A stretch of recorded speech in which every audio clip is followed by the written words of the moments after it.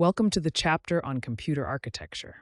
This fundamental subject in computer engineering deals with the design, structure, and behavior of computer systems. In this chapter, we will explore the design of the central processing unit, the structure of the memory hierarchy, and the functioning of input and output systems.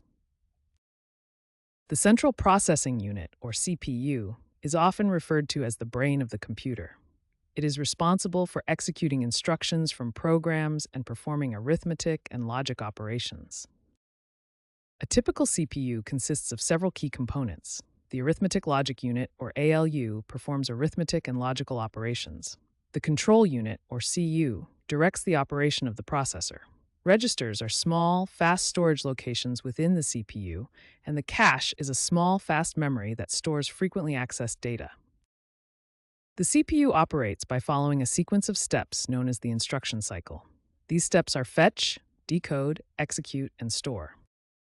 Consider a simple example where the CPU adds two numbers stored in memory. First, the instruction to add two numbers is fetched from memory.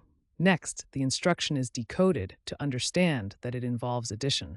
Then, the ALU performs the addition operation.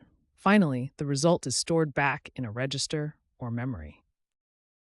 Memory hierarchy is a structure that uses multiple types of memory storage to achieve a balance between cost, speed, and size. The hierarchy typically includes registers, cache, main memory, also known as RAM, and secondary storage, such as hard drives and SSDs.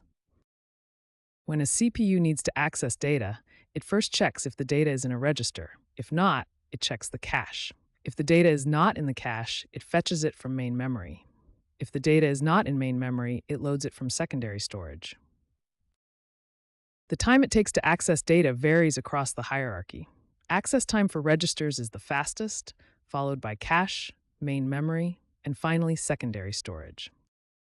Input and output systems are essential for communication between the computer and the external world. They handle the transfer of data to and from peripheral devices like keyboards, mice, printers, and storage devices. Input and output devices can be categorized into three types. Input devices, such as keyboards and mice, send data to the computer. Output devices, like monitors and printers, receive data from the computer. Storage devices, such as hard drives and SSDs, store data.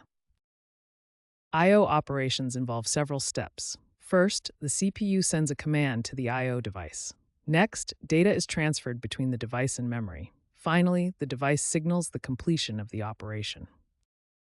Consider reading a file from a hard drive. First, the CPU sends a read command to the hard drive. The hard drive then reads the data and transfers it to main memory. Finally, the hard drive signals that the read operation is complete. The performance of I/O systems can be measured by two main metrics: throughput, which is the amount of data transferred per unit time, and latency, which is the time taken to initiate and complete an I/O operation. Understanding computer architecture is crucial for designing efficient and effective computer systems. This chapter covered the basics of CPU design, memory hierarchy, and input and output systems, providing a foundation for further study in computer engineering.